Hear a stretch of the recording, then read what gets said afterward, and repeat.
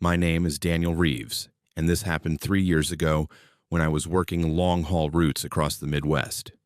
I've been a trucker for over a decade, and I've seen my fair share of weird things, strange lights, empty towns, people standing where no one should be.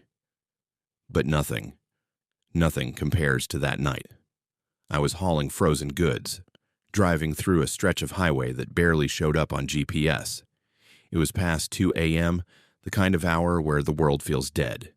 No cars, no lights, just the hum of the engine and endless darkness ahead. That's when I saw him. A man standing on the side of the road. He wasn't waving. He wasn't moving. Just standing there. Now, every trucker knows. You don't stop for strangers out here. Too many stories, too many risks. But something about him felt off. Not dangerous, just wrong. And for some reason, I slowed down. As my truck rolled closer, my headlights hit his face, and that's when my stomach dropped. He wasn't blinking. Not even once. His eyes were wide open, reflecting the light in a way that didn't look human. His skin looked pale, almost gray, like he hadn't seen sunlight in years. I told myself to keep driving. Every instinct screamed at me to press the gas and leave him behind, but I didn't. I slowed to a stop. I don't know why. To this day, I can't explain it. It felt like something else made the decision for me. The man slowly turned his head toward my window. Not his body, just his head. And then he smiled. It wasn't a normal smile. It stretched too wide, too slowly, like he was learning how to do it. Before I could react, he stepped forward and knocked on my passenger door. 3 slow knocks. Knock, knock, knock. I froze in my seat, my hands gripping the steering wheel so tightly my knuckles turned white. Every instinct I had built over years on the road told me not to open that door. But the knocking didn't stop. It stayed slow, steady, patient, like he knew I wasn't going anywhere. I leaned slightly toward the passenger side, just enough to see him clearly. His face was pressed closer to the glass now, his breath leaving no fog, which didn't make sense in the cold night air. "Hey," I called out, trying to keep my voice steady. "I can't give rides." He didn't respond. Instead, his smile faded, and his expression turned blank again, completely empty. Then, without breaking eye contact, he reached for the handle. I swear to you, I had locked both doors hours ago. I always do, but I heard it. Click. The passenger door unlocked. The door creaked open slowly, far too slowly, like something was dragging it instead of pushing. Cold air rushed into the cabin, carrying with it a smell I can only describe as damp earth, like something buried long ago. I couldn't move. I couldn't even breathe properly. The man climbed in without asking. He didn't sit down right away. He just stood there, halfway inside the cab, his head tilted at an unnatural angle as he stared directly at me. Then, after a long, suffocating silence, he sat down. The seat didn't even creak under his weight. I forced myself to look straight ahead, my heart pounding so loud it felt like it would burst. "Where are you headed?" I asked, my voice barely above a whisper. There was no answer. Minutes passed. The truck idled. The road ahead remained empty.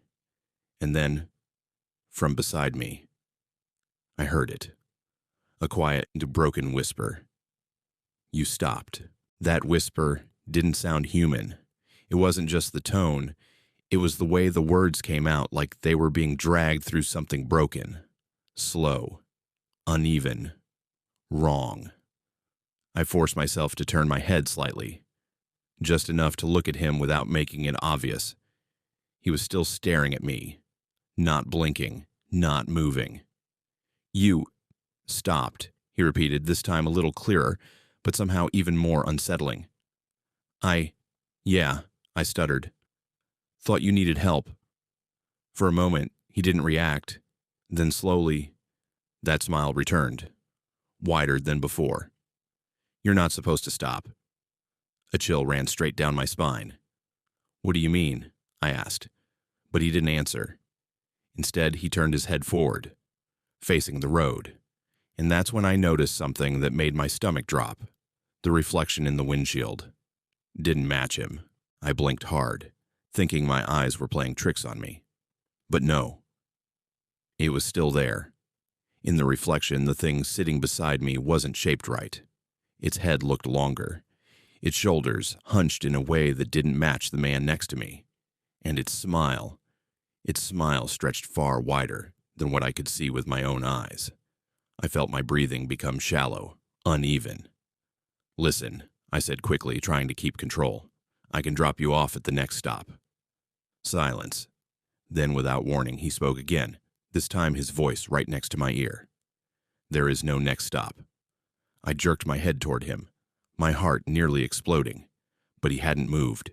He was still facing forward, still perfectly still. Then slowly, painfully slowly, his head began to turn toward me again. And I realized he was turning too far, far past what a human neck should allow. I couldn't take it anymore. Every nerve in my body was screaming at me to move, to do something, anything. So I slammed my foot on the gas. The truck roared forward, tires gripping the empty road as the engine howled into the silence of the night. I didn't care about the route anymore. I didn't care about the delivery. I just needed to get away from whatever was sitting beside me. But he didn't react. He didn't grab onto anything, didn't brace himself, didn't even sway as the truck picked up speed. He just sat there, perfectly still. Then, out of the corner of my eye, I saw it again, the reflection. Only now, it was moving, not in sync with him. The thing in the glass slowly leaned closer, its face stretching toward me, its mouth opening wider than should be possible. And then I heard it. A low, scraping sound coming from inside the cab. The scraping sound grew louder, slow, deliberate, like something dragging across metal. I glanced down, just for a second, and instantly regretted it. His hand, it wasn't normal anymore. His fingers had lengthened, stretching thin like brittle sticks, the joints bending at unnatural angles as they slowly traced along the dashboard. Scratch, scratch, scratch. Each movement left faint marks in the surface. I jerked my eyes back to the road, my chest tightening as panic fully took over. "Get out," I shouted. "Get out of my truck." For the first time, he reacted.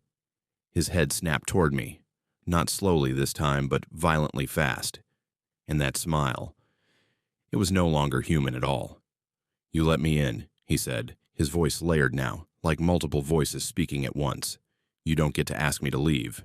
I don't remember deciding to do it. I just did. I yanked the steering wheel hard to the right. The truck swerved violently, tires screaming against the asphalt as the entire rig lurched off the road. Everything around me became chaos, metal rattling, cargo shifting, my own breath choking in my throat. And then, silence. The truck came to a grinding stop just short of a ditch. For a few seconds, I just sat there frozen, gripping the wheel like it was the only thing keeping me alive. Then slowly, I turned my head.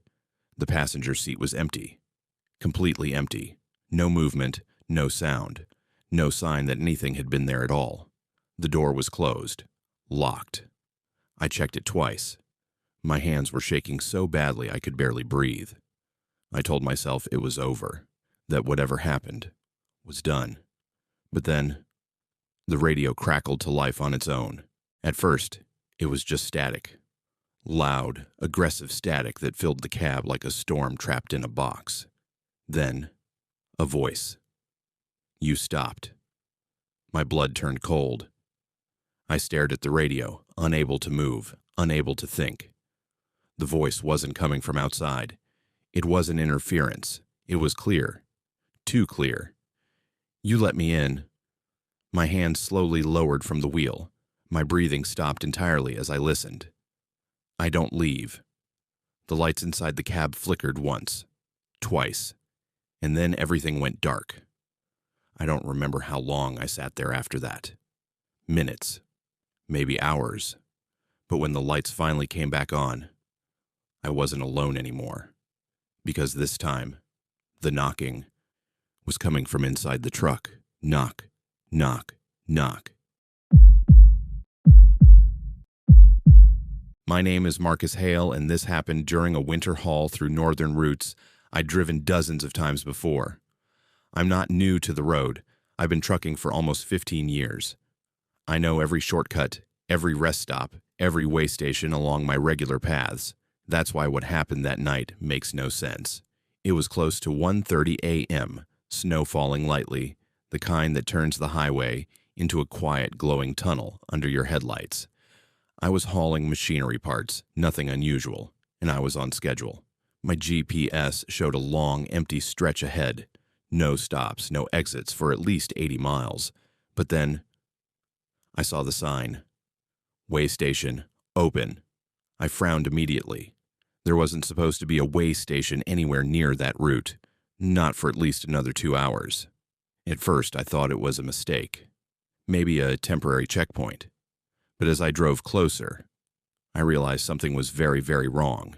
The road ahead split slightly, guiding vehicles toward the way station lane. Old floodlights flickered overhead, casting a pale yellow glow onto the snow-covered ground. Everything about it looked outdated. Not abandoned, just wrong, like it belonged to another time. The building itself was small, made of cracked concrete with faded markings I couldn't fully read. There were no other trucks, no officers, no movement at all. I slowed down, my gut telling me to keep driving. But truckers don't ignore open way stations, not unless you want serious trouble. So I pulled in. As my truck rolled to a stop, the engine idling loudly in the silence, I looked toward the inspection window. At first, I thought it was empty. Then, something moved inside. A figure stepped forward into the dim light, tall, thin, and standing completely still, watching me. I sat there for a moment, staring at the figure through the window, waiting for some kind of signal. Usually, an officer would wave you forward or step outside, but this one didn't move at all. The longer I looked, the more uneasy I felt. There was something off about the way he stood, too straight, too stiff, like a mannequin propped up in uniform. Finally, the door to the station creaked open. The man stepped out slowly, his boots crunching against the snow in a steady, deliberate rhythm. Step, step, step. He approached my truck without once breaking eye contact. Even through the windshield, I could feel it. That cold, fixed stare. I rolled down my window, halfway, forcing myself to stay calm. "Evening, officer," I said. He stopped just below my door and tilted his head slightly upward. For a second, he didn't speak. Then, in a flat, lifeless tone, he said, "You weren't scheduled to arrive." The words hit me strangely. "Scheduled," I repeated, frowning. "I'm just passing through. Didn't even know this station was here." The man didn't react the way a normal officer would. No confusion, no correction. He just stared at me. "You missed your time," he said again, slightly slower this time, as if explaining something obvious. A cold weight settled in my chest. "Look," I said, trying to keep things normal. "If everything's fine, I'll just keep moving." I reached to roll my window back up, but before I could, his hand shot up and gripped the edge of the door. Fast. Too fast. His fingers pressed against the metal with unnatural strength, stopping the door from closing. I looked down at his hand and felt my stomach twist. His skin looked pale, stretched too tight over his bones. And his nails, they were far too long. I froze, my hand still on the window controls, my eyes locked on his grip tightening around the door. There was no way a human hand should have that kind of strength. "Sir, you need to let go," I said, trying to sound firm, but my voice cracked halfway through. He didn't respond. Instead, his fingers slowly curled tighter, the metal of the door giving a faint creak under the pressure. Then, he leaned closer. His face moved into the dim light spilling from my cab, and for the first time, I saw him clearly. His eyes weren't right. They looked dull, lifeless, like glass. No reflection, no emotion. And his smile, It wasn't wide like the last thing I encountered years ago, but it was wrong in a different way. Too controlled, too still. "You have to be processed," he said quietly. A chill ran through me. "Processed," I whispered. But deep down, I already knew I didn't want to find out what that meant. Before I could react, he released the door. For a split second, I thought maybe it was over, that I could just drive away and leave this place behind. But then he stepped back and raised one long, thin finger, pointing toward the building. "Exit the vehicle," he said. This time his voice wasn't flat. It carried something heavier, something final, like a command that wasn't meant to be refused. I shook my head immediately. "No, I'm not getting out." Silence followed. The snow continued to fall softly around us, the only sound in an otherwise dead world. Then, the floodlights above flickered violently, once, twice, and when they steadied again, he wasn't standing next to my truck anymore. He was already at the station door, waiting, as if he had never walked there at all. I didn't think. I just reacted. My foot slammed onto the gas and the truck roared to life, tires spinning slightly on the thin layer of snow before gripping the road. I veered out of the way station lane, ignoring everything behind me. I wasn't staying there. Not for another second. As the truck picked up speed, I glanced into my side mirror, just once. I wish I hadn't. The way station was still there, but something about it had changed. The lights were dimmer now. The building looked older, more worn, and standing in the middle of the lane wasn't just him anymore. There were others, tall shapes, barely visible in the darkness, all facing my truck, all completely still, watching me leave. I turned my eyes back to the road, my heart pounding violently as I pushed the truck faster. But then, the radio crackled, and a voice I recognized whispered, "You cannot leave before processing." "Nope. No way," I muttered under my breath, gripping the steering wheel tighter. "I'm gone." I reached for the radio, twisting the knob to shut it off, but it didn't respond. The voice continued, "You missed your time." The same words, the same tone. But now, it wasn't coming from the radio. It was coming from behind me. My entire body went rigid, slowly, painfully slowly. I looked into the small sleeper mirror mounted above my seat, and my blood ran cold. There was someone standing in the back of my truck, inside the cab, tall, thin, perfectly still in the darkness. I couldn't see his face clearly, but I didn't need to. I already knew who it was. "You must complete the process," the voice whispered again, this time much closer. I didn't think. I just slammed on the brakes. The truck screeched violently as it came to a sudden stop on the empty highway, snow kicking up around the tires like smoke. My breathing was uncontrollable now, sharp and broken. I turned around instantly. The sleeper cab behind me was empty, completely empty. No figure, no movement, nothing. But the air inside the truck felt heavier, like something had just left, or something had just become invisible. My hands shook as I checked every corner of the cab. Nothing. Then I looked at the passenger side mirror again. The way station was gone, not faded, not distant. Gone. Just empty highway, stretching endlessly into the dark. I sat there for a long time, trying to convince myself it had all been exhaustion, maybe snow glare, maybe hallucination from fatigue. But then I noticed something on my dashboard. A small printed ticket, stamped, fresh, wet ink. It read, "Processing incomplete." I picked up the ticket slowly, my hands trembling so badly I almost dropped it. The ink was still fresh. That wasn't possible. My truck hadn't stopped anywhere else. I hadn't even rolled down the window fully. So, how? A soft sound interrupted my thoughts. Click. I looked down. The passenger door lock had just engaged on its own. I didn't move for a moment. I couldn't. Then the radio turned itself back on. Static filled the cab for exactly 3 seconds. Then the same voice returned, calm and close. You will return for completion. I shut the engine off immediately, grabbed my keys, and got out of the truck without looking back. But even now, I still drive that route. And sometimes, when the snow is just right, I see the sign again. Way station, open, waiting for me. My name is Ethan Collins, and I've been a long-haul trucker for almost 8 years now. I usually prefer night driving because the roads are quieter, less traffic, and fewer distractions. But there are nights when the silence itself starts feeling wrong. This happened while I was driving through a long desert stretch in the southwest. No towns for miles, no signal, just empty highway and endless darkness under a sky filled with faint stars. I was halfway through a delivery run, pushing through fatigue, when my truck radio started acting strange. At first, it was just static.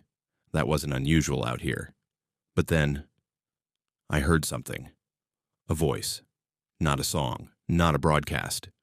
A voice speaking directly through the noise. It said my name, clear as day. Ethan.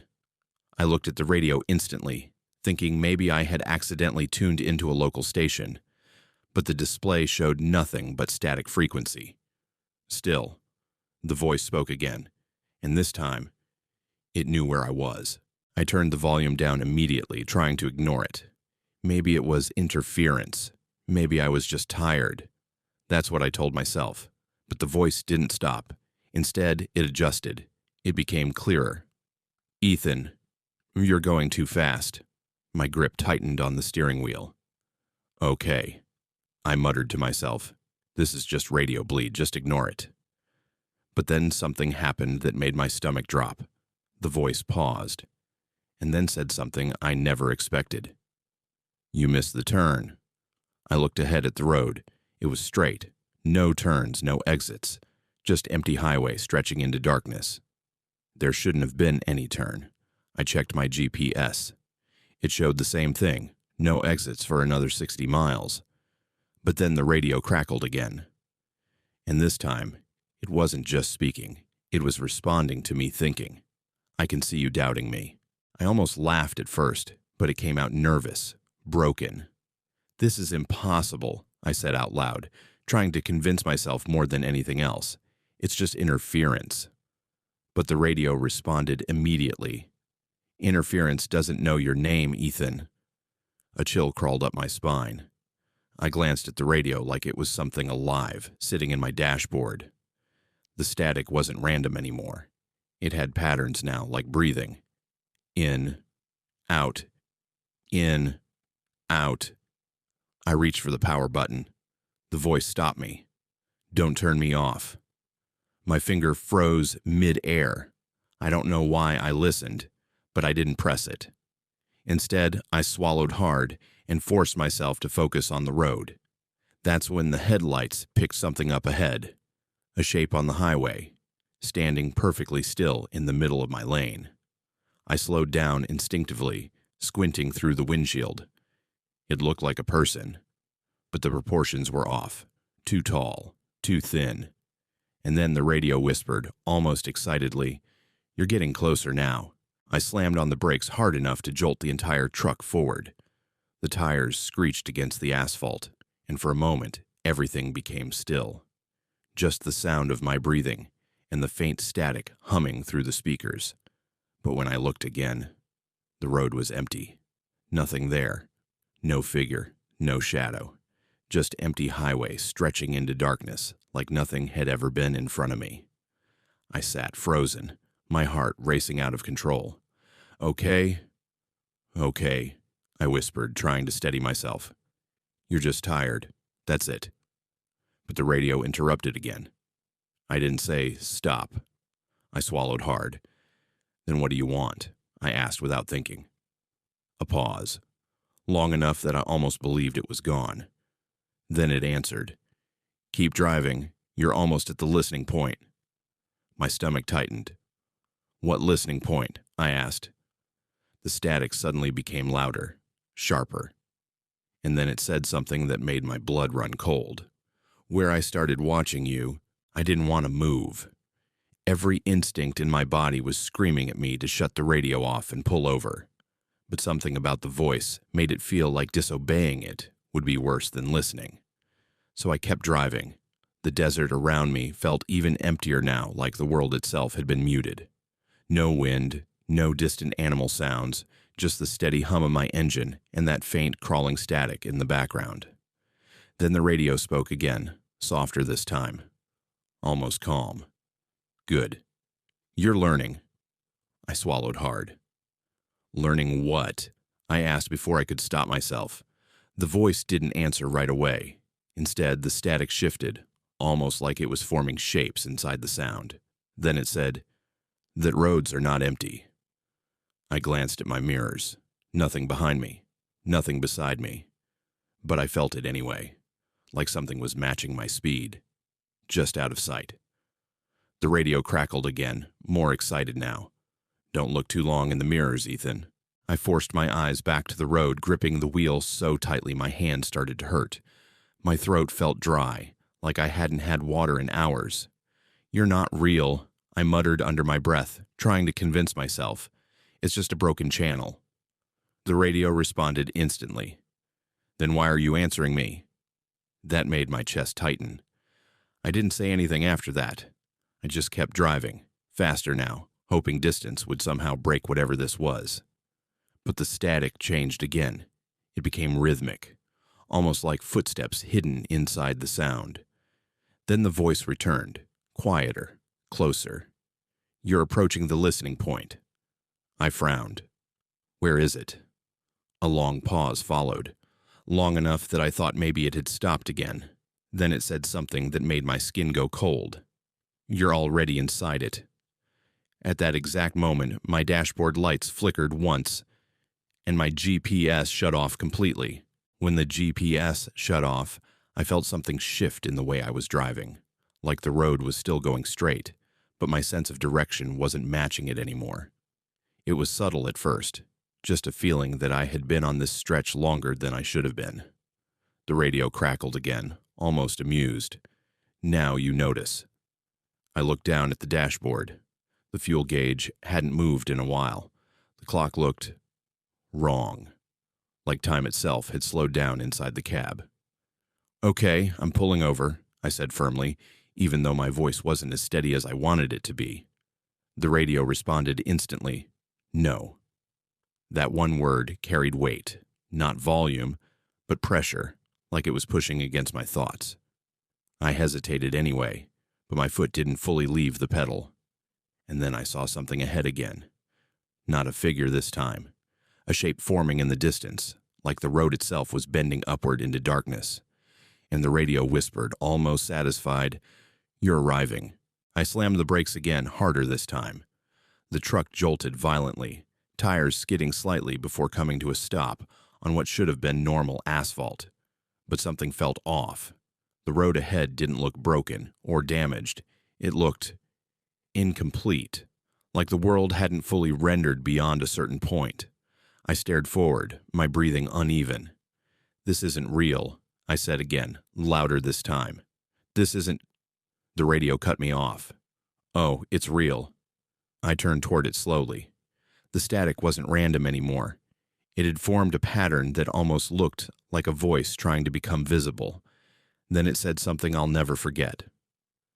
I've been listening since your first mile. My stomach dropped. You're just a driver, I whispered. I don't matter. A pause. Then the radio responded softly, almost gently. That's what makes you perfect. At that moment, I noticed something outside my windshield. The stars were gone. Every single one. I stepped out of the truck. I don't know why. I just did. The desert air hit me instantly. Cold, unnatural, even though it should have been warm at night. The silence outside was worse than inside the cab. No wind, no insects, no distant highway hum, just nothing. I looked up at the sky again. Still no stars. Just a dark, endless ceiling like a lid had been placed over the world. Then the radio inside the truck crackled loudly on its own. Even with the door open, I could hear it clearly. Good, it said. I turned slowly back toward the cab, and that's when I noticed something terrifying. The sound wasn't just coming from the radio anymore. It was coming from everywhere, from the air, from the ground, from inside my own head. "You finally stepped outside the signal," the voice said. My hands started shaking uncontrollably. "What do you want from me?" I shouted into the emptiness. The answer came instantly. "We don't want you out here." A pause. "We want you in here." I backed away from the truck slowly, my eyes locked on the cab as if it might move on its own. The radio inside suddenly blasted static so loud it felt like it was tearing through the air itself. Then the voice changed again, no longer coming from one source, but layered, multiplied. "Ethan Collins," it said all at once. "You are already part of the broadcast." My legs went weak. I turned and ran. I didn't care where, just away from the truck, away from the road, away from that sound. But the desert didn't change. No matter how far I ran, everything looked the same. Endless darkness. No landmarks, no direction. And then I heard it behind me, my own voice, but I hadn't spoken. "Ethan," it called out. I stopped, breathing heavily, and slowly turned around. The truck was gone. The radio was gone. Only silence remained. But somewhere, deep inside that silence, something was still listening. My name is Jason Mercer, and I've been driving long-haul routes across the southern states for over 11 years. I've slept in my truck more nights than I can count, and I've learned one rule the hard way: never trust a road that feels too quiet. This happened during a late-night run through a desert stretch between two cities I won't name. I was tired, low on fuel, and the next confirmed stop was still over an hour away. The clock on my dashboard read 3:10 a.m. That's when I first noticed the lights. At first, I thought it was a mirage. Faint glowing signs off the highway, flickering like they were struggling to stay visible. But as I got closer, the shapes became clearer. A truck stop, old, faded, but functioning. "Open 24 hours, the sign read, even though everything about it looked abandoned. I checked my GPS. Nothing, no listing, no exit marked for a stop here. Still, it was there. And I needed fuel. I exited the highway slowly, my headlights cutting across cracked pavement, as I rolled into the truck stop. The moment I crossed the entrance, I felt something shift, like I had entered a space that wasn't fully part of the world anymore. The place looked functional, but wrong in subtle ways. The lights were too dim in some spots and too bright in others. The pumps were old models I hadn't seen in years, and there were no other vehicles, no staff, no movement, just silence. I parked near a fuel pump and sat there for a moment, engine idling, trying to decide if I should leave. Then I noticed the clock on the store building, 3:33 a.m. I frowned. That didn't match my dashboard. I checked again. My truck still said 3:12 a.m., but the station clock didn't change. It stayed locked at 3:33, like time had stopped here. And then the store door slowly opened by itself. No one came out. It just stayed open, waiting. I should have left right then. That door opening on its own was enough warning for any sane driver. But I told myself it was just wind, maybe a faulty sensor, maybe exhaustion messing with my judgment again. I've seen weird things on the road before. At least, that's what I kept repeating to myself. So I got out of the truck. The air outside felt heavier than it should have, like humidity mixed with something I couldn't identify. Every step toward the store felt louder than it should have been in such a silent place. The door was still open when I reached it. Inside, the convenience store lights flickered weakly, revealing empty shelves, and a faint buzzing sound from the ceiling. No cashier, no customers, nothing. Just rows of abandoned aisles stretching deeper than they should have in such a small building. I called out once, my voice echoing strangely. "Hello?" No answer. But then I heard something move behind the counter. Slow, deliberate, like someone was standing up after waiting a very long time. I stepped inside slowly, my boots echoing against the tile floor. The store smelled faintly of dust and something metallic, like old coins left in water. "Is anyone here?" I asked again, but this time my voice felt smaller, like the room was swallowing it. From behind the counter, something finally moved into view. A man, or what looked like one, stood there in a faded uniform. His posture was stiff, unnatural, like he was trying to remember how to be human. But it was his face that made my stomach drop. It was too smooth in some places, and too detailed in others, like different versions of a person had been stitched together wrong. He tilted his head slightly and stared at me for a long time without blinking. Then he spoke. "You're early." I frowned immediately. "Early for what?"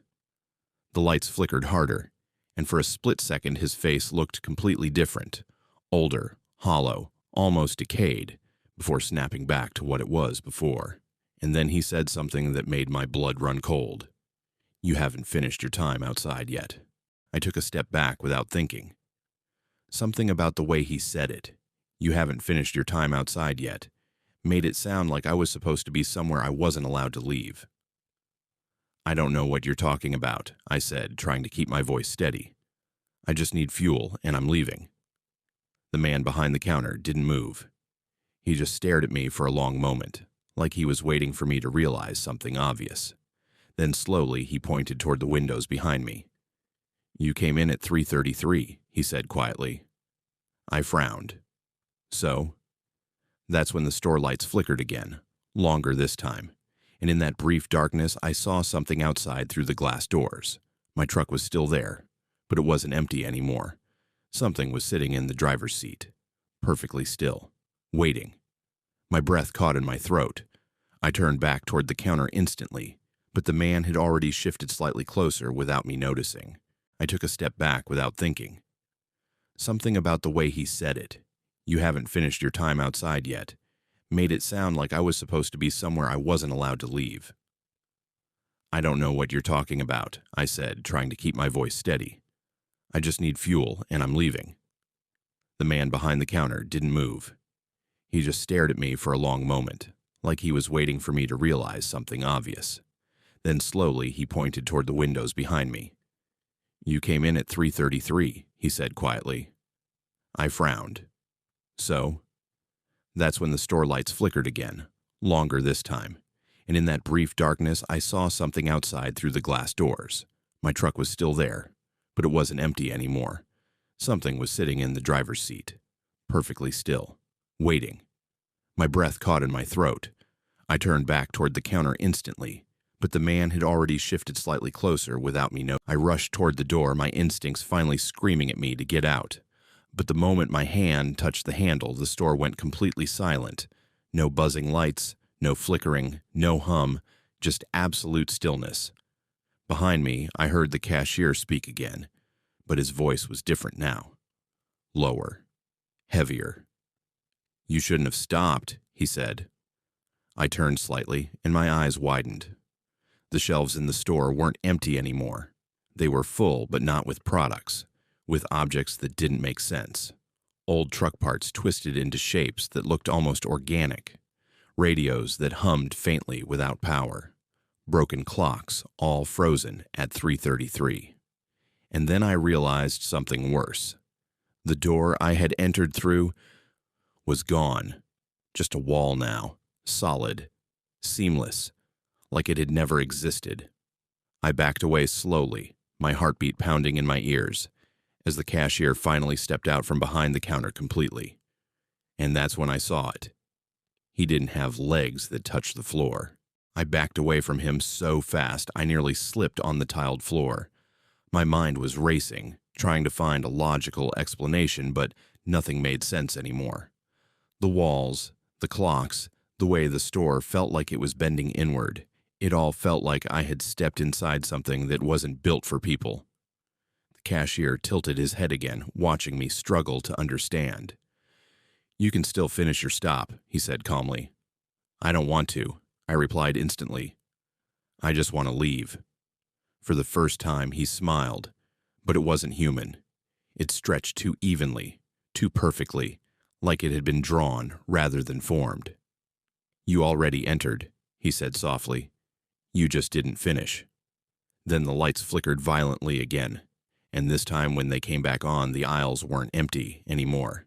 There were silhouettes standing between them, still, silent, watching, not moving toward me, just surrounding me slowly without ever taking a step. And I realized something worse. I wasn't in the store anymore.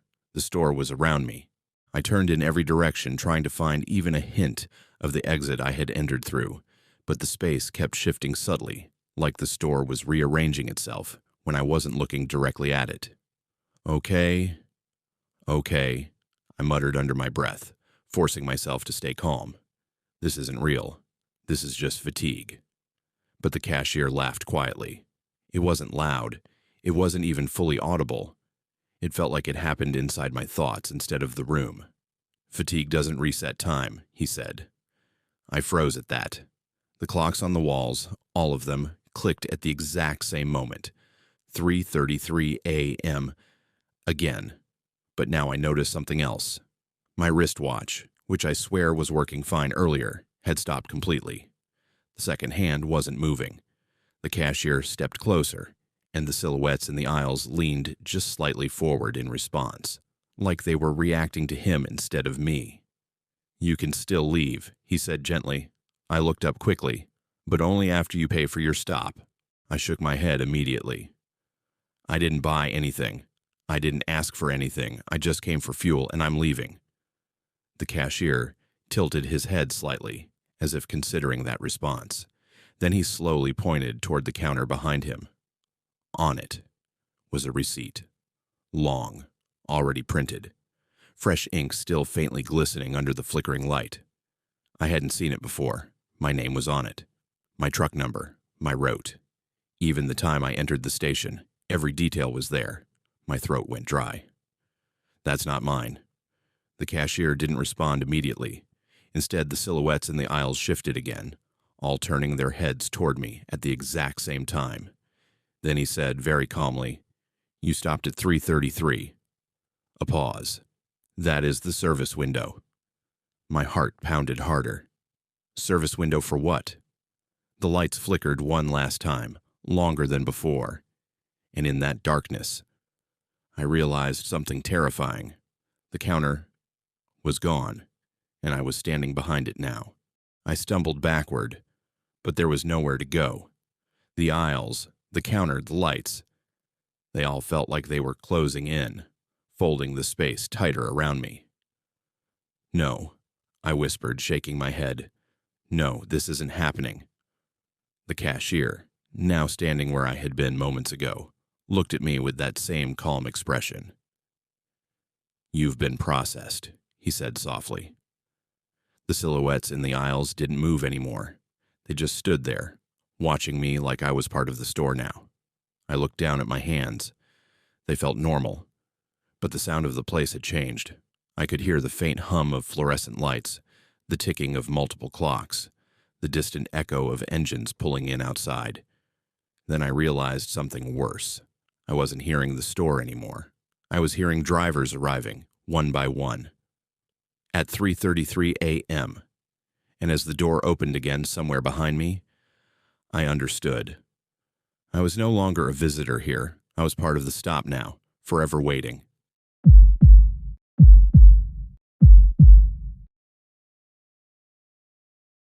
My name is Robert Kane, and I've been a freight driver for nearly 14 years.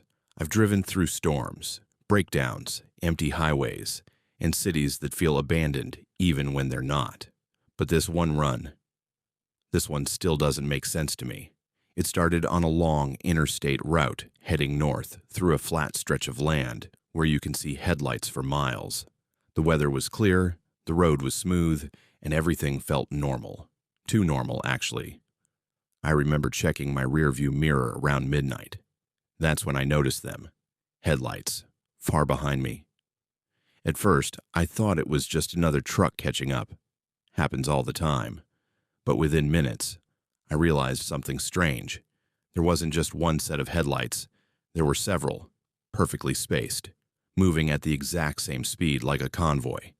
But I hadn't seen any trucks pass me, not once. And my radio, which had been silent for hours, suddenly crackled to life. I slowed down slightly, trying to get a better look in my mirrors. The headlights behind me didn't shift or overtake. They just stayed perfectly aligned, like they were locked into formation. Okay. That's weird, I muttered to myself. I turned on my CB radio, trying to reach anyone on Channel 19. Static. Then a voice cut through, not a greeting, not a normal driver chatter. Just one sentence. Maintain speed. I frowned instantly. Who is this? I asked. Silence followed. Then the voice returned, calmer this time. You are the lead vehicle. A chill ran down my spine. I looked again in my mirrors. The convoy behind me seemed closer now, even though I hadn't slowed or sped up. What convoy? I said out loud. There's no convoy. The radio crackled again, almost annoyed this time. There is now. And that's when I noticed something worse. My GPS had stopped showing my truck entirely. I tapped the GPS screen a few times, thinking it had frozen. Nothing changed. No location marker, no route line. Just a blank display like I wasn't even on the map anymore. That's when the radio spoke again. You are aligned incorrectly. I frowned hard. Aligned with what? No answer. But the convoy behind me, it shifted. Not in lanes, not in speed, but in position. The headlights subtly adjusted, forming a more precise pattern. Like they were correcting themselves based on something I couldn't see. I checked my mirrors again and felt my stomach tighten. The trucks, if they were trucks, were too uniform. No visible cabs. No reflections of drivers. Just perfectly bright, identical lights moving like a single organism. I tried calling out again on the CB. Any truckers behind me, identify yourselves. Static. Then silence. Then the voice returned, almost disappointed. They do not identify. They synchronize. My hands tightened on the wheel. That's not how trucks work, I said under my breath. And then the radio replied instantly. You are learning. I decided to speed up, just a little. Enough to see if they would react. The moment I pressed the accelerator, something changed behind me. The convoy matched instantly. No delay, no hesitation, exact speed, exact spacing. It wasn't chasing me. It was mirroring me. That realization made my throat go dry. I checked the mirrors again, leaning closer this time, trying to see any shape beyond the headlights. But there was nothing. Just light. Endless, identical light. Okay. This is just some coordinated trucks, I said aloud, trying to stay rational. Maybe military convoy. Maybe logistics run. But even as I said it, I knew it didn't feel right. Then the radio crackled again. You're not observing correctly. I frowned. What does that even mean? A pause followed. Then the voice said something that made my grip freeze. You're not in front of them. Another pause. You're inside them.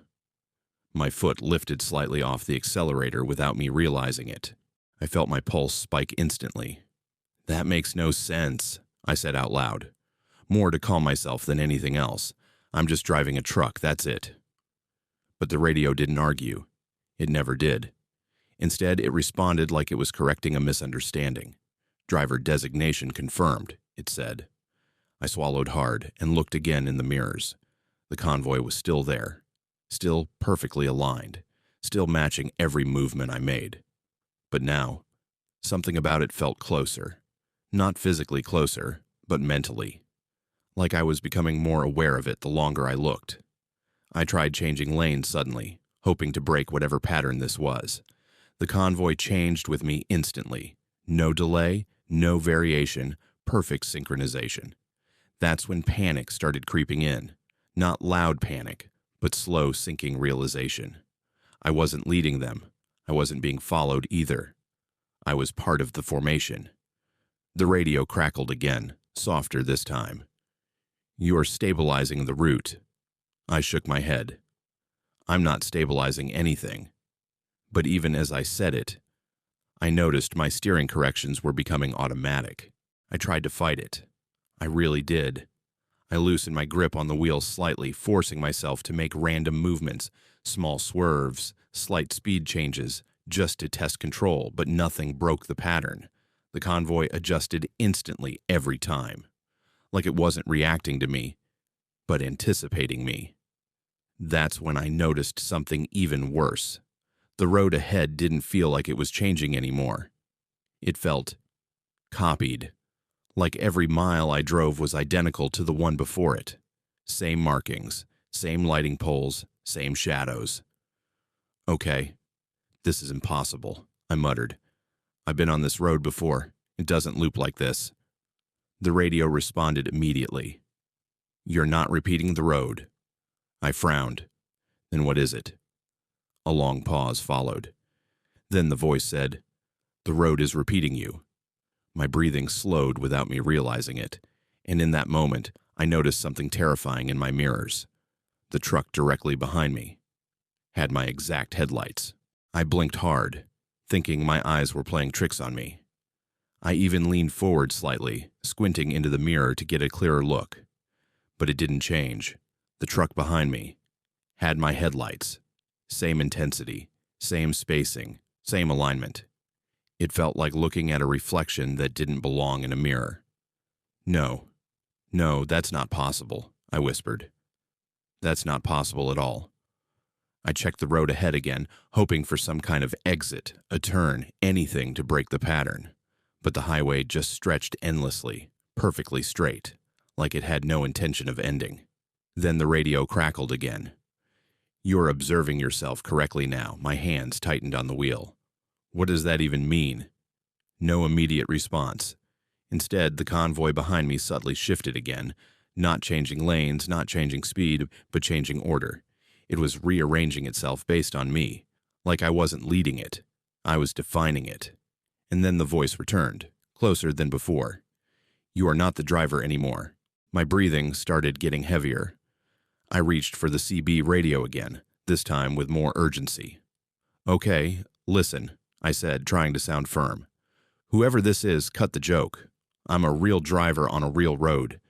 Static filled the cabin for a moment. Then the voice replied calmly. No jokes detected. I shook my head. Then explain this. Explain what convoy I'm supposedly leading. A pause. Longer this time. Then the radio said something that made my stomach drop completely. You are not transmitting. You are being transmitted. I froze. The dashboard lights flickered slightly, as if reacting to that statement. My speedometer needle twitched even though I wasn't touching the pedal. Behind me, the convoy's headlights brightened in perfect unison. And for the first time, I saw something inside them. Not people, not trucks, just more road. Endless road repeating itself inside each light. And I realized the terrifying truth. There was no convoy following me. There never had been. I stopped the truck. I didn't even remember deciding to do it. My foot just lifted off the pedal, and everything came to a slow, uneasy halt on the empty highway. The silence that followed felt unnatural, like the world was holding its breath. I stared into the mirrors, expecting the convoy to pass me or react, but it didn't. The headlights stayed perfectly still behind me, locked in formation. Then the radio spoke again, not louder, not sharper, just final. You have reached alignment completion. I shook my head quickly. No, I didn't complete anything. I didn't agree to anything. No response at first. Then the convoy behind me started doing something strange.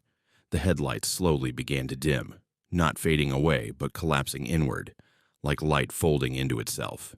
And as they dimmed, I saw it clearly for the first time. The trucks weren't behind me. They were around me, every direction, front, back, sides. I wasn't on a highway anymore. I was inside a moving formation I could never escape. I turned off the engine. My hands were shaking so badly I could barely reach the key. The moment the engine died, everything outside went completely silent. No road noise, no wind, no distant movement, just stillness. I slowly opened the door and stepped outside. The air didn't feel like air anymore. It felt flat, empty, like I had stepped into a space that wasn't built for breathing. I looked around in every direction. No trucks, no convoy, no road. Just faint lines stretching into darkness that no longer made sense. Then the radio inside the cab turned on one last time by itself, and the voice said something I will never forget. "You were never leading." A pause. "You were always the pattern." The static grew softer, almost like it was satisfied, and then everything faded. Now sometimes, when I drive at night, I still see headlights behind me, but I don't check the mirrors anymore, because I already know what's there. My name is Tyler Grant, and I've been a long-haul trucker for about 9 years now. I've driven through storms that nearly flipped my rig, deserts that felt endless, and mountain passes where the road disappears into clouds. I've learned not to trust fatigue, not to trust silence, and especially not to trust anything that feels off on the highway. This story started on a familiar interstate route I'd driven dozens of times before. It was a straight, boring stretch of highway cutting through rural land. Nothing unusual. The kind of road where your mind starts drifting because there's nothing to focus on except the white lines and your own thoughts. I remember checking my mileage counter around midnight. Everything was normal, but then I passed a mile marker that made me blink. It read, Mile 77. That wasn't strange on its own, except I had already passed Mile 77 20 minutes ago. I frowned, looked ahead, and kept driving. But then I saw it again. Same sign, same placement, different number. I slowed down slightly, thinking maybe I was misreading things. Maybe there were two similar markers placed unusually close together. It wouldn't be the first time I'd seen strange highway layouts. But then it happened again. Another mile marker appeared ahead. Mile 77. Same design, same rusted metal post, same faded white lettering. My stomach tightened. That's impossible, I muttered to myself. I just passed this. I checked my odometer. It clearly showed I had driven several miles since the last one, but the road ahead didn't feel like it was changing at all. Same trees, same fence lines, same distance. I passed the marker again, and again. Each time it looked identical. Then I noticed something worse. The numbers weren't staying the same anymore. They were changing. Slowly. As I approached each one, the number would shift. Sometimes up, sometimes down. Like it couldn't decide what distance I was actually on. And then my CB radio crackled softly, but I hadn't turned it on. I reached over and grabbed the CB mic instinctively, even though I hadn't heard anyone else on the channel for hours. The moment I lifted it, the static wasn't random. It was structured, like it was waiting for me to speak. "Hello?" I said cautiously. "Is anyone else seeing mile markers repeating out here?" A few seconds of silence followed, just enough time for me to doubt whether I'd even heard the radio turn on. Then a voice answered. Calm. Too calm. "You're not repeating the road," it said. I frowned immediately. Then what is it? No response at first. I glanced ahead again and saw another marker coming up. My headlights washed over it, and my stomach dropped. It didn't just say a number this time. It had a name, Mile 77, Grant Section. My last name. I blinked hard. Okay. No, that's not real. But the radio crackled again, slightly closer now. Recognition has begun. I turned the volume down instantly, my grip tightening on the wheel. The road ahead didn't feel like asphalt anymore. It felt structured, like something was assembling itself under my tires. I tried to speed up, hoping distance would break whatever pattern this was. The engine roared as I pushed forward, but the road didn't respond the way it should have. The faster I went, the more stable everything became. That didn't make sense. High speed should blur details, not sharpen them. But the mile markers became clearer instead, more readable, more intentional. Another one appeared ahead. Mile 77, Grant Section. Active route. I swallowed hard. Active route, I muttered. I'm not on any active route except my delivery. The CB radio responded instantly. Incorrect. I frowned. What do you mean incorrect? A pause. Then the voice said something that made my chest tighten. You are not delivering cargo. I looked down at my freight log on the dashboard. It flickered once, then changed. The listed cargo was no longer what I loaded. It now read, route material, in transit. My hands went cold. That's not even a category, I whispered. And then the road markings ahead began to shift slightly, like they were rewriting themselves in real time. I started tapping the dashboard screen repeatedly, trying to reset the system. Nothing worked. The navigation froze completely and then restarted on its own, as if something else had taken control of it. The road ahead remained straight, but it no longer felt like I was moving through space normally. It felt like I was moving through instructions. The CB radio crackled again. You are approaching correction point, the voice said. I frowned hard. Correction point for what? No answer, but the next mile marker answered for it. It came into view slowly, glowing faintly under my headlights, like it was being illuminated from inside. Mile 77, Grant section, realignment required. My throat went dry. Realignment, I muttered. I'm not realigning anything. But even as I said it, I noticed my steering wheel resisting slightly when I tried to shift lanes. Not fully stopping me, just guiding me back, like something wanted me centered. I gritted my teeth and forced a lane change again. The truck corrected itself instantly. Not me. It corrected me. And then the radio spoke again, quieter this time. Resistance detected.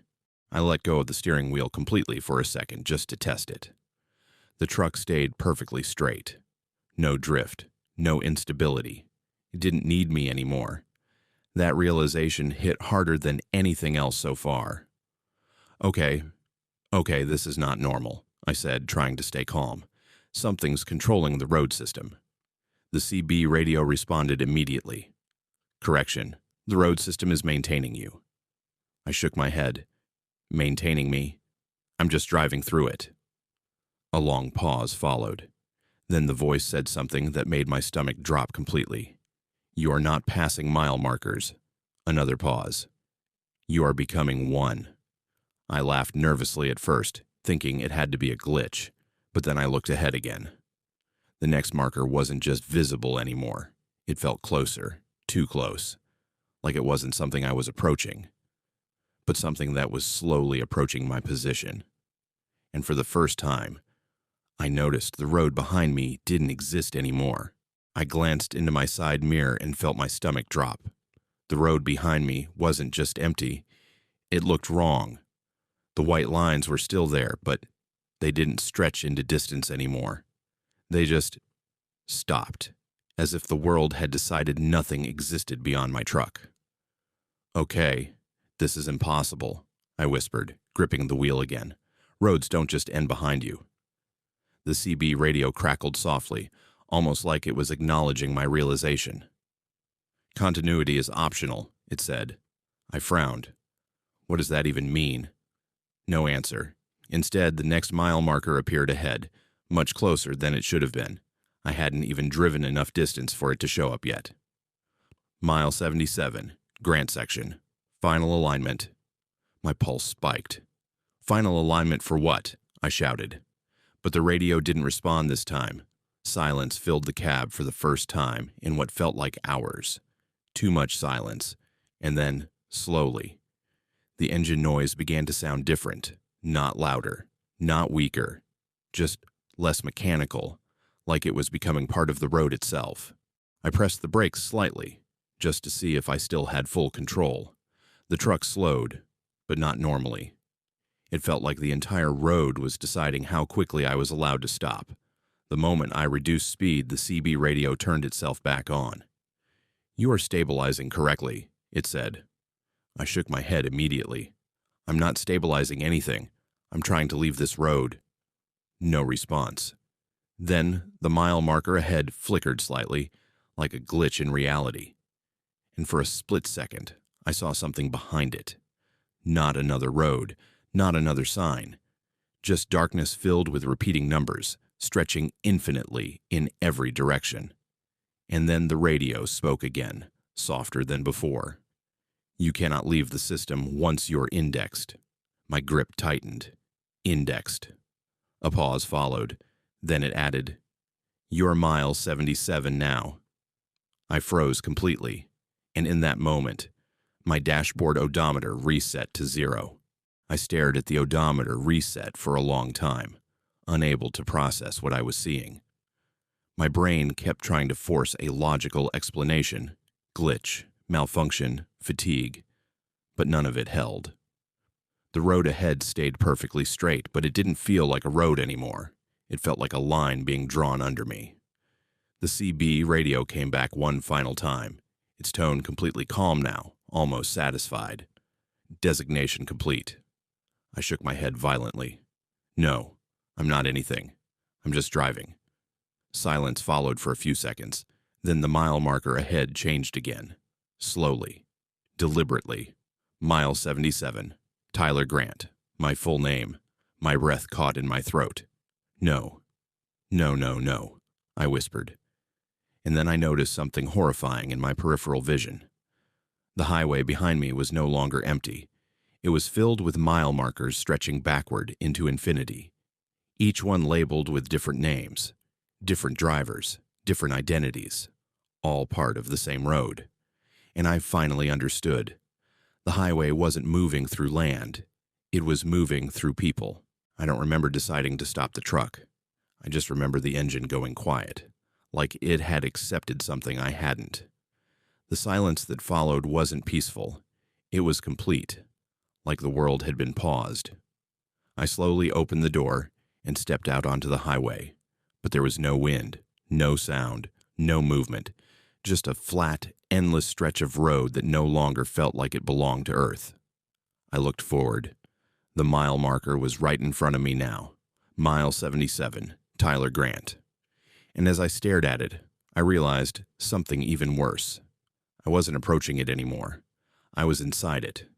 The paint on the sign flickered slightly, like it was unstable, like it was still trying to decide what I was supposed to be. Then the radio inside my truck turned on one last time by itself. And the voice said softly, "You will remain until reassigned." Now, when I drive at night, I sometimes see mile 77 ahead of me again, but I never try to pass it anymore, because I already know what happens when you do. My name is Samuel Brooks, and I've been a long-distance trucker for over 12 years. I've stopped at hundreds of rest areas across the country, some clean, some abandoned, some barely worth calling facilities. You learn quickly which ones to trust and which ones to skip without even slowing down. This happened during a night run through a quiet interstate stretch somewhere in the Midwest. The road was long, flat, and uneventful. No traffic, no weather, nothing unusual. The kind of drive where your mind starts drifting because there's nothing to break the silence. I remember checking my fuel gauge and realizing I had just enough to reach the next official stop. But then I saw a sign ahead. Rest area. 1 mile. I frowned immediately. That shouldn't have been there. My map didn't show any rest area for at least 40 miles. Still, I was tired, and something about that sign felt strangely inviting, like it was waiting specifically for me. I slowed down as the exit appeared, even though every instinct told me to keep going. The ramp was too clean, too perfect, like it had been freshly built, but there were no construction signs, no reflective barriers, nothing that suggested recent work. I took the exit. The moment my tires left the highway, the sound of the road behind me changed. It didn't fade naturally. It felt like it got cut off, like someone closed a door behind me. The rest area itself was small, isolated, surrounded by trees that looked too dark and too close together. A single building stood near a few empty parking spots. No other vehicles. No lights except for one flickering lamp above the entrance. I parked anyway. But as I turned off the engine, something strange happened. The dashboard display flickered once. Then my driver profile disappeared. My name, my ID, my route, all gone. Just blank fields. And then the radio turned on by itself. I stared at the dashboard for a few seconds, waiting for the system to reboot itself. That's happened before. Glitches, resets, GPS errors. But this wasn't coming back. My name was just gone from the screen, like I'd never been assigned to the truck in the first place. The radio crackled softly. No static buildup this time, just immediate clarity. "Welcome," it said. I frowned hard. To what? No answer at first. I turned my head toward the rest area building. The flickering light above the door seemed brighter now, almost focused, like it was drawing attention to itself. Then I noticed something strange in the windshield reflection. The word Samuel, my name, faded from the glass like steam being erased. I blinked quickly and leaned forward. "Okay, that's not normal," I muttered. The radio responded instantly. "Names are optional here." I froze. Optional. A pause followed, heavier than before. Then it added, "Inside you will be simplified." My grip tightened on the steering wheel without me even realizing it. I stepped out of the truck slowly, not because I wanted to, but because staying inside suddenly felt worse. The air outside was cold, but not in a natural way. It felt flat, like temperature without texture. The rest area building looked closer now, even though I hadn't moved much. The flickering light above the door buzzed softly like it was struggling to stay on. "Hello?" I called out again, louder this time. No response, but the door to the building was open now. I didn't see it open. I just noticed it was open. Inside, the light was dim and uneven, revealing rows of vending machines and empty chairs. Everything looked functional, but strangely unimportant, like details were being erased the longer I looked at them. I took a cautious step forward, and that's when I noticed the sign inside the entrance. It was a small digital board that should have displayed services or messages. Instead, it only showed one word. "Registering." I frowned. "Registering what?" I whispered. The radio in my truck answered from behind me, even though I was outside now. "Identity." I stepped inside the rest area fully now, and the moment I crossed the threshold, I felt something subtle but terrifying shift. Like the space behind me didn't close, it just stopped existing. The building wasn't empty, but it didn't feel occupied either. It felt paused, like everything inside was waiting for permission to continue existing. The vending machines hummed faintly, but none of the buttons lit up properly. The chairs were perfectly aligned, all facing the same direction, even though there was nothing to face. Then I heard a faint sound behind the counter area. Footsteps. Slow. Measured. I called out again, trying to sound firm. "Is someone working here?" No answer. But the footsteps stopped. And then a voice spoke from somewhere just beyond the counter wall. Not loud, not echoing, just close. "You are less now," it said. I frowned instantly. "Less what?" A pause followed. Then it answered in a tone that didn't feel like communication. It felt like observation. "Defined." My stomach tightened. "I don't understand." The lights flickered once, and for a split second I saw my reflection in the glass. And it wasn't complete. I stepped closer to the counter, my movements slower now, more cautious. The air inside felt heavier with each step, like the building was paying attention to where I was going. "Okay," I said quietly, trying to stay calm. "If this is some kind of security check, I'm just leaving. I didn't do anything wrong." Silence. Then the voice returned from behind the counter again, slightly clearer this time. "You have done nothing yet," it said. That sentence didn't comfort me. It made it worse. I leaned slightly to see behind the counter, but there was nothing there. No person, no machine, just a small terminal glowing faintly in the darkness. And on its screen was my name, but it wasn't complete. Letters were missing, fading one by one, like it was being edited in real time. I took a step back instantly. "Stop that," I said out loud, even though I wasn't sure who I was talking to. The radio in my truck crackled again through the open door. "We are only refining you," it said. And then the terminal added something on its own. "Final form pending." I backed away from the counter slowly. My eyes locked on the terminal screen as more letters from my name disappeared one by one. It wasn't glitching anymore. It felt intentional, like something was carefully removing parts of me while I watched. "Okay, I'm leaving," I said firmly, even though my voice didn't sound as confident as I wanted. The moment I turned toward the exit, the lights in the rest area shifted. Not flickered, shifted, like the entire building had subtly reoriented itself around me. The chairs were no longer facing one direction. They were facing me. All of them. At once. I froze. "Nope. No, this is not happening," I whispered. The radio in my truck responded immediately, its voice now clearer than ever, almost calm in a way that made it worse. "You're resisting removal," it said. I shook my head. "Removal from what?" A pause followed, long enough for the silence to feel physical. Then the answer came. "From being someone." The lights dimmed again, and when they returned, I realized something horrifying. I couldn't remember my middle name. My breathing started getting heavier. I pulled out my phone instinctively, trying to type my name into it, just to confirm I still knew it. But the moment I opened the screen, the contact list was empty. No saved names, no history, just blank space. Okay, this is not real," I muttered, pacing slightly now. "This is sleep deprivation. That's it." The radio answered from my truck again, even though I was still outside. "Sleep is not required for simplification," it said. I stopped walking immediately. "That's not a thing," I said out loud. "You can't just erase someone's identity." A soft sound echoed through the building then, like paper being turned slowly. I looked back at the terminal.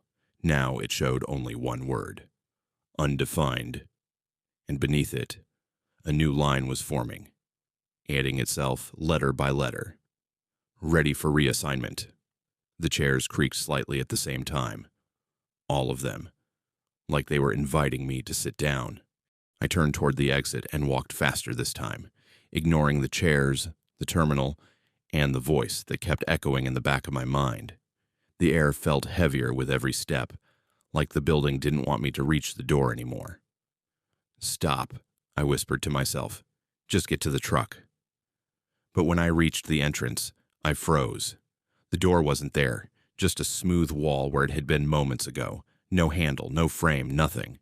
I turned back instantly, panic rising in my chest. No, no, no. I came through here. The chairs had shifted again. Now they were forming a circle around me, all perfectly aligned, all empty, all waiting. And the terminal behind the counter beeped softly, once, then displayed, "Final entry required." My throat went dry. "Entry to what?" I asked, even though I didn't want the answer. The radio in my truck responded immediately. To complete absence. That word hit harder than anything else so far. And then I realized something terrifying. I couldn't hear my own footsteps anymore. I stood completely still, trying to understand what was happening. But the more I tried to think, the harder it became to hold on to any clear thought about myself. My name felt distant, like something I had only borrowed once.